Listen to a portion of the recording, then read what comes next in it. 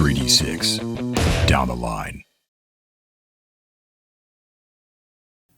Okay, that is episode 71 in the books. That was a good episode, John. Yes. I like that. I like that 71. That's some good shit you got in there. Very fun. Masterly traps. You always get good delving done when there's like only two of you, right? Because it's like you can just move. You can move quicker. It's actually kind of nice that I think we had one other double one way in the past. What was it, Mike and Ted, right? Yeah. Yeah, we did a bunch of rooms and got awesome snake fight and everything. Yeah, it was good stuff. But it's kind of coincidental that both times that we've been forced to play with only two, that the natural course of action was to do delving anyways. You know what I mean? You know, instead of like doing like faction stuff that probably would have been more conducive with a full party, you know?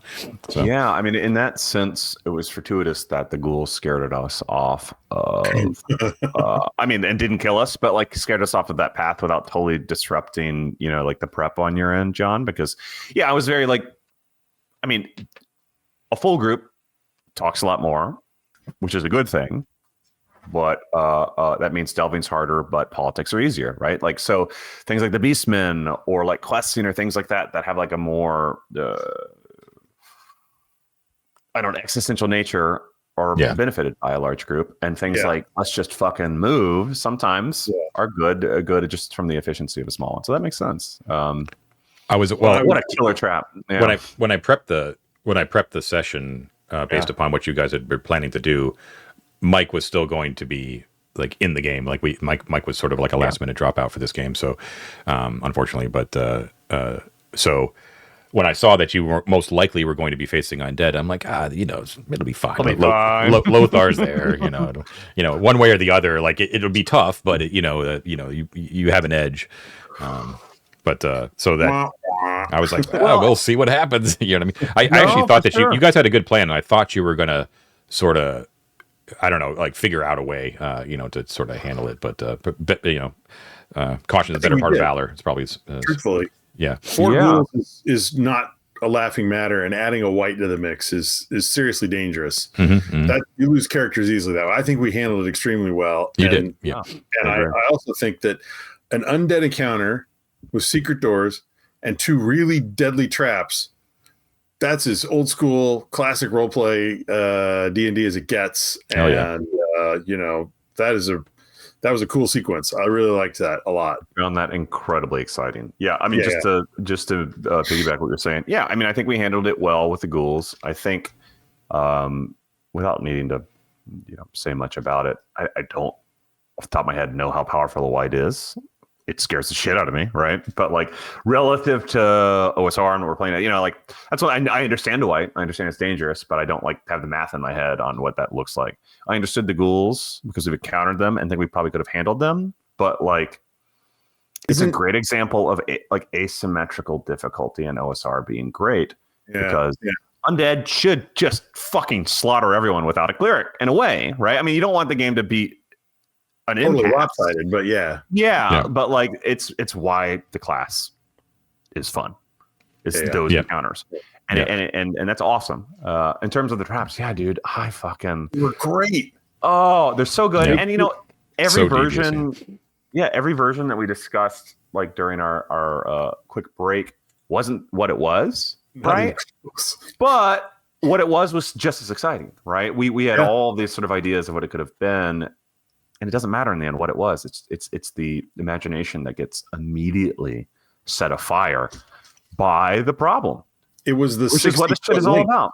Yeah, it's not being able to see the end and not knowing what was down there that led us down all kinds of crazy mental paths. That's the beauty of that trap. And if it were a shorter corridor, it wouldn't have worked. So and to channel Varger. Oh, sorry, go John. No, please go ahead. Channel Varger. My belief that all of D&D is a game of rope. We brought a bunch of like the best weapon, the best tool, rope. You guys were using it. From Avaricios's example, twine has had a new life for me. So twine's there, but twine is rope. Let's be honest. So really, poor man's rope. I think there should just be a rope class in D&D. I'll stand by it. I will say 1,000 words on the Discord, and all of you know I will if you want to ask. But again, what's exciting about that is you should always have rope, one, but we prepared the amount of rope we had for the chasm. Yeah. And yet, had we not prepared 100, 200 feet of rope, we couldn't have exceeded the 50 minimum and actually determined the problem of that hallway. Yeah. Certainly could not have the pit trap hallway solved it. No. So it did require us to gave at you least have 100 safeguards too. So you were yes. Yeah. The net was, I mean, look. It was good. Not to be grandiose. I never thought about using a net that way until we thought about a pet trap. And I was like, nets are fucking amazing. Like, it's so exciting to be like, a net. Yeah. Who cares about a net, right? Nets and spikes in a narrow hallway. You have an instant comfortable bed in the dungeon, man. Dude. Why are you sleeping on stone? On. That's a great idea. No, I mean, point. John, thank you for saying that. You shouldn't have. Because now, I mean, like, think about something like spider climb. Well, not even without magic. Think about worrying about random encounters in a dungeon, having a net, and having someone with a climb ability who can affix a net at the ceiling of a high room. You could sleep as a group at ceiling level and be in the dark and basically be unseen and undisturbed by roving monsters. I'm going to use that. I'm sorry. You're that like, it's like putting your food up for making sure bears don't get it. Right. Well, but you're the food. Exactly. It's essentially a rope trick without the portal, right? Yeah, but we're the food. But that's rope trick without the portal. We could still get killed by spiders, right? But like, few things are going to look up in a tall chamber in the dark. Yeah. You're starting to think now that way that what do you call it, like veteran adventurers think, where it's like, wait a second, traps aren't just put there to be against the PCs. We can make traps. Like you were saying last time, David, too. You were like, we should build a thing with a secret door, right? Like, all these tools that the enemies use against you, you can do, right? You can do that against them too. You know what I mean? Set up your own traps. Yeah. And to that point, I would love it if a bunch of Setites went down that hallway after your little mark. Hell yeah. And so this is why I don't know why they would get that far in with the Beastman and all that, Ted. Probably not, but when we were discussing that, and you I think you came up with the idea of like, maybe we should use this to our advantage. Yeah. What I immediately thought was like, what enemy would I like to die without knowing it was my fault, right? So I'm not provoking like a worse faction relationship with anyone that dies there. Yeah. So I could fuck my own allies, but it doesn't help me. And two, guys, we have essentially like a fish trap. If someone goes in there, we can check it later and be like, oh, this is who is in our territory. So if we see a Setite in there, we know Setites are roving our territory. That's information, right? So now I want to check that in a week and see if anyone is in it, right? Yeah. That's kind of a pain in the ass thing to put John under. But like, I don't know. It's an interesting piece of information if we're finding out. I mean, I hope Sorcerer doesn't end up in there, right? Or something like that. But like, it gives us a really cool opportunity. And like you said, John, we can recreate that elsewhere. Yeah, in like fun ways. And another thing you want to keep in mind too is I know you guys are very aware of it, is that this is not a funhouse dungeon sort of thing. Most things have a purpose, and you guys have been really good about thoroughly kind of thinking that through. And so when you're talking about these two doors that led to these traps, you have to understand like where those doors were placed, the access to them, right? Like the rooms that you went through to get to them, who they were made by, and all that kind of stuff. And that should lead you to ask further questions like there. So like the stone doors were obviously made by Arcontians, probably Thothian, because remember, both corridors were lined with frescoes with ibises, right? So it's definitely like a Thothian priesthood sort of thing. So why would they make these corridors that were supposedly there to draw in people? Because the stone doors weren't secret, right? But then at the very end are these false doors that are obviously built by Arcontian priests, Thothian priests, in order to kill people and to trap them, right? Why did they do it, right? Well, I can tell you, I'm pretty sure why. We're in tomb country on this level, a lot of tombs. This is classic Egyptian, in the pyramids, you put in corridors that are intended to lure grave robbers. This is to stop grave robbers. It's obvious. Which means it may very well lead exactly to where we just were with the ghouls, right? Where we're continuing to head into various sort of like priests tombs. Oh, I love it. No, exactly. We go further east, we're going to find more undead. So I'm glad we went back to the debouchement. I hope Mike can play next weekend. Yeah. And I could be totally off with the pit traps, but for that same reason, it's why the first thing I thought, this is also because I played too much Dark Souls, but like every time I see a trap that's a pit trap, I go, does one of these have a ladder? You know what I mean? Does one of these lead to a thing? Now, it would be unlikely because they want them to die and the door is reversible. Although if the thing goes back up and it's one way, you never know. But I don't know. It's very interesting. I'll tell you what would have been interesting is if that halfling had still been alive somehow down there. It hasn't been that long since we defeated all the plum thorns. If he'd had his pack full of food with him, he could still be alive in there. And whoa, boy, what would we have done with a live plum thorn? I was rushing at the end there, but I should have told you, David, that when you were looting that body, that it looked like the fall killed him. The 20-foot fall, that would have been 2d6 damage. That's true. That's good to know. Again, more information. The 20 feet's no joke. I mean, that'll kill a person. You lay on the wrong way. And that's why I wonder if there's one that's okay. Well, sorry to. Did it seem like it was 20 feet at Mort's as well? Yes. Was it the same height? Okay. Yeah, so the only ones you didn't get. It's only the middle ones that you haven't been able to get a look in. But my guess would be there won't be anything in them on Probably the ground. not. So if you had a party strung out through that corridor and you triggered it, yes, you might. But we'd have found more bodies in the first one that you opened there. So and I think, there wasn't anything the first one. I don't know. It's something we can investigate next session. But I think it's interesting. And again, like it's a bit of like game designer brain, just to be like, wouldn't it be cool if one was a passage? Because why wouldn't you? Like the temptation's there. It's hard to resist. But yeah, man, I don't know. It's very cool. You guys played you played it really, especially that western corridor. I was impressed by the way that the caution that in the steps that you took. The telegraph, of course, was the corpses, like no doubt. That's what put you on edge immediately and made you start to be careful. But making sure that you made sure that first door stayed open is obviously the key. 100%. But also, like, it's a good example of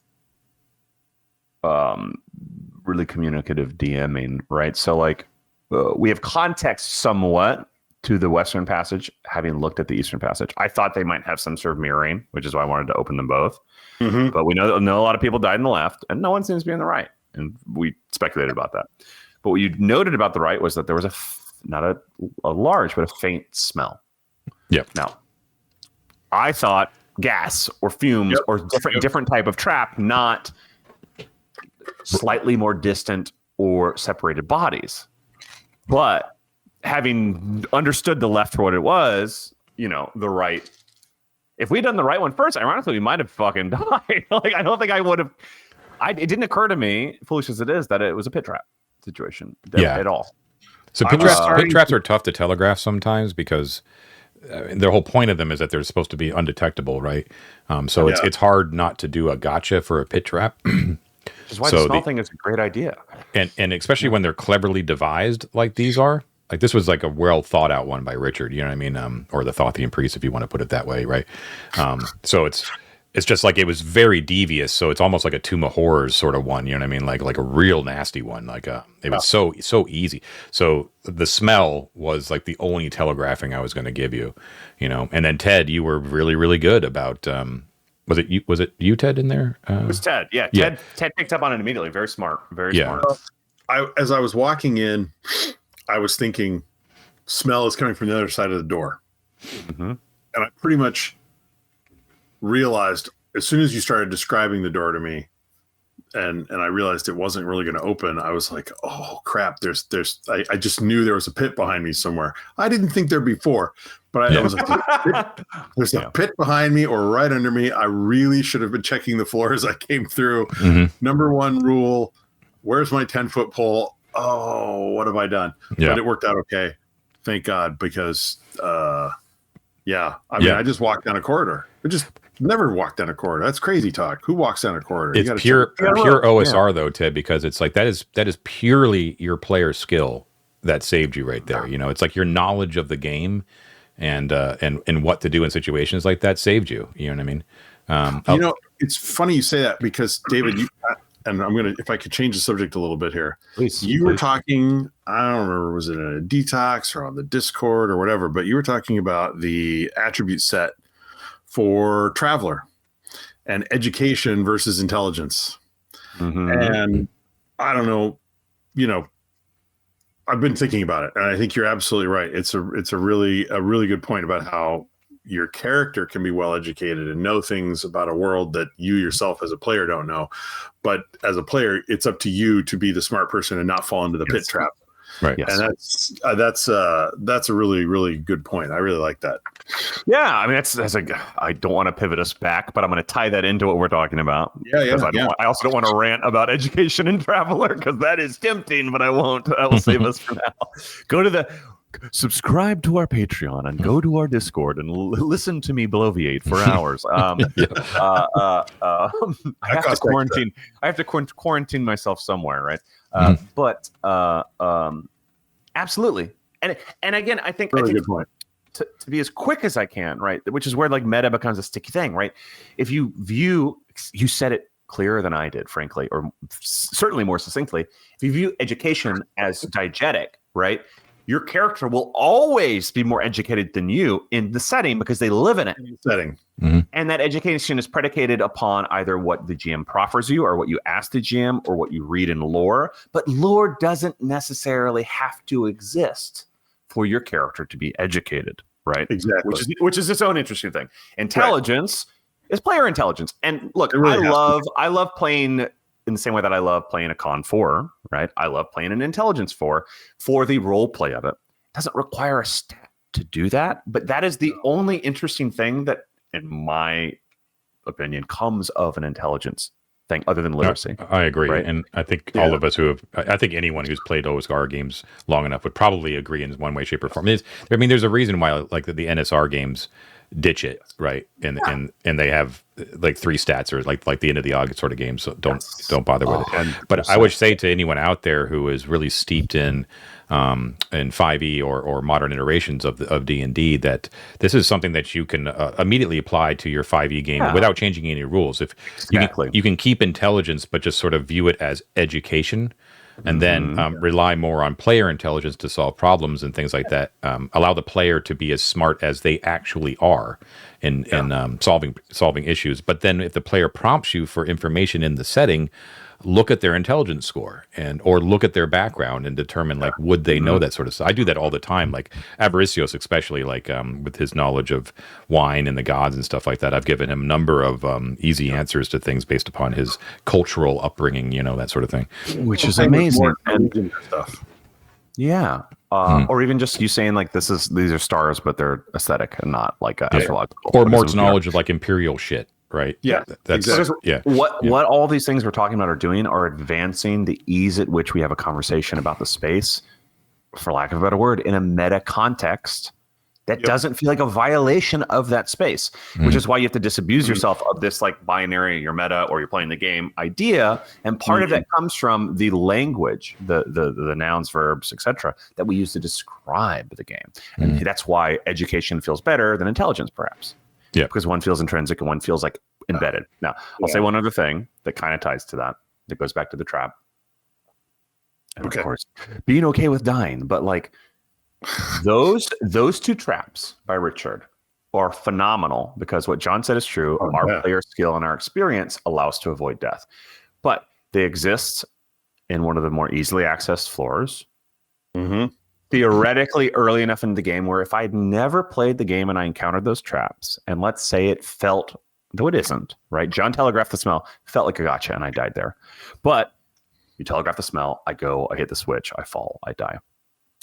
If I'm not precious about dying, which is hard not to be, I go, okay, well, I'm not like 30 floors down. And I've just learned something about the architecture of traps and the style of game. Yeah. Right. Well, and when I come back, no, it is. It's an education lesson again, right? Just as the room of the corpses is. And now I go again, my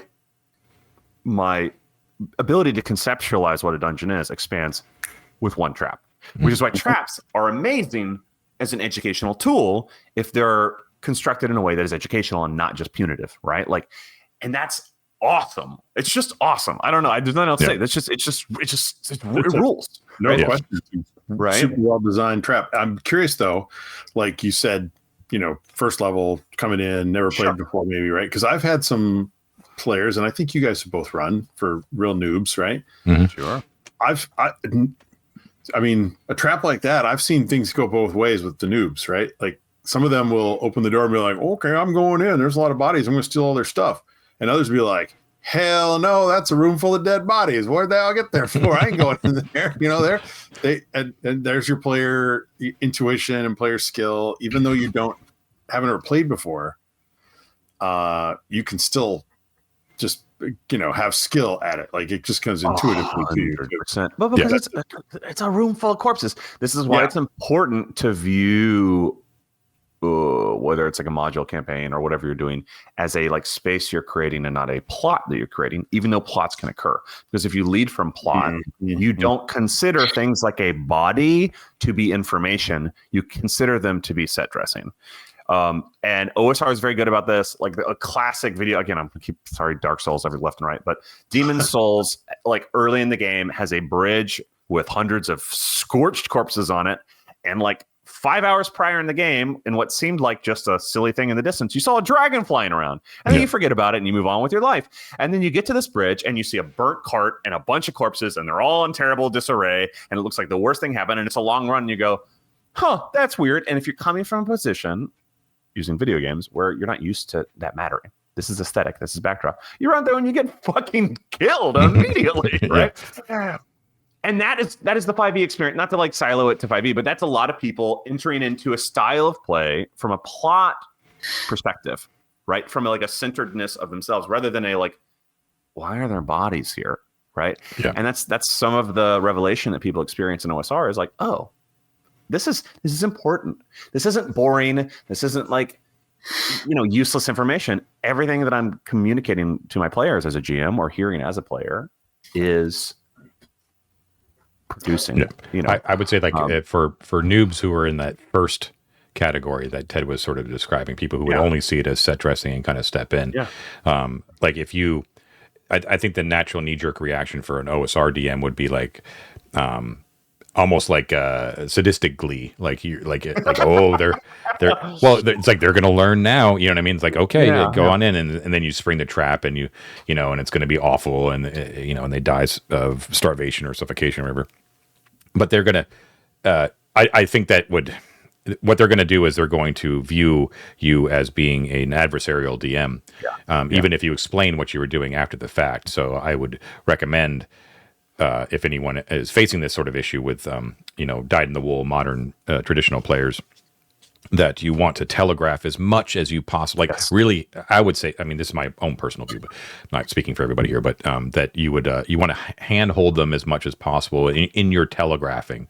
If they look like they're just going to treat it blasé, and step willingly to their deaths just because of sheer ignorance, because they're ignorant of the play style, that's not their fault. They have to unlearn what they've learned, sort of thing, So you kind of have to like 100%. Really guide them, like, guys, like there's 20 corpses in there. There's probably a reason why there are 20 corpses, right? These are really think about it. Like, what would have caused, that sort of thing, It's yes, 100%, John. And again, I just add to that because why not? I've been going through Miami Vice again, whatever. Miami Vice is David's on a Michael Mann kick. Whoa. We all know. I've always been on a Michael Mann kick, but I got the Blu-rays. But the very funny thing, and it's not rule of thirds, which is a compositional term, but like repetition within themes or objects or whatever is very important in cinema language, and in background design or set design. Repetition is important to the point that it's comical, and Mann does. I mean, it's a show that's about excess, but like he will set a room up, or their set designers will set a room. There's like one with a bookie in it at one point. And to show the excess of the bookie before a line, I mean, we're doing like aspect as we're like panning the room before we see the character. The excess of this character, we go like pill bottle, candy, cat, candy, like Pillball. I mean, it is comically more than is necessary. There are 40 pill bottles in this room because in the speed in which you move through it, unless you're looking for it, you never notice more than a couple. Right. Right. And that is really, it's silly when you're looking for it. You're like, this is ridiculous. But when you're just experiencing it, you experience it fractionally, which is why the 20 bodies need to be 20, not one. Yeah, right? Yeah, totally. Because it imprints it on your mind. The repetition imprints it. It has to be loud. Yeah. And as a GM, to again mirror what you're saying, John, you think you're louder than you are 90% of the time. Because you're coming with the information, not you, John, but in general, especially when I'm GMing, both when I was less experienced, I still am, but you always think you're communicating more than you are. And so you have to push just a little bit further and repeat yourself a little bit more. I think that's fair to say in what you were indicating there. 100%. Yeah. Well, as a counter to that, sure. One of the things I've experienced with when I've been designing adventures and so on, and you do want to put set dressing in, players will treat it as if it is a deadly clue. Very true. Sure. It's very true. Sure. Yeah. Hours scouring the scullery maid's apartment. You guys do that every session. I just want to point that out. Of course. I love to put a tinfoil hat on. Okay. You can't read. This is the trick, though. It's like, I mean, you're not wrong. 20 bodies helps signal the deadliness of the trap for sure, because people might not connect with the one body. They'd be like, yeah, there's a dead guy in there. I wonder what killed him. Let's go in and find out. 20 bodies should get your attention, but at the same time, the 20 pill bottles that they just searched in the last room that were nothing, now they're, it's a constantly going up and down, because every time Mort has done something super stupid, it's because Ted has been lulled into a false sense of security by for sure. Something he thought was dangerous and it wasn't, so he goes on into the dangerous thing. So you know what it is? It's the boy who cried wolf is what it is. Yeah. You know what I mean? Of course, and again, props to John, but to link it back to the education, intelligence, meta, blah, blah, blah, right? Okay. If you have a sufficiently intelligent, or I should say educated character, if it's Avaricios or it's UPR, et cetera, it's okay to be like, those are just painted stars on the wall. You can move on. If people are real, I mean, don't do that for everything. You don't have to hand everything. It's fun to speculate, right? It's fun to have your players conspire and be wrong and do exactly what Ted just said. But it's also interesting and perhaps okay to say, like, guys, there's nothing else. And so that it doesn't feel like I'm just giving it to you. That's because you're smart. And here's why you think that. That's very much John thinking on his feet, right? And that takes skill. But it is not a bad thing to do, right? You're not cheating anyone by doing it. From my point of view, it's definitely a feel thing that I just kind of gain through practice. You gain it through practice, but there's it's a pacing thing, right? You know, I mean, like you said, I don't want to ever stamp on your desire to explore the space. Like I don't want you to ever feel like, oh, this is, we're just going to burn through here. I want you to dive into the world and stuff. But there is a point where I feel like you're just kind of going in circles, and I know I'm looking at the description going, there's nothing fucking here. And I was saying this on the Discord, like I'll let it go for a little while because it does kind of give me a little room to sort of like look at descriptions and kind of, well, you guys are circling read forward a little bit. But then when I'm ready, I'm like guys, it's, it's fine. It's all, it's good. It's like the 20 corpses, right? Like I gave you all the good stuff off of the first ones that you found. And then I know that if I hadn't said anything, you would have spent a lot of time like going over those last 10 bodies in the back half of the hallway with good reason, and I was just like, you got all the shinies, like everything's good. You got no, I think that's good. Yeah. The other, so, and then if I may, there's another opposite to this is, so you've got your, maybe it's a triangle. You've got there's the heavy warning, there's the set dressing that means nothing, and then there's the important clue that no one investigates. It's a constant thing. I was running something, and there was a room. They went through it 3 times and searched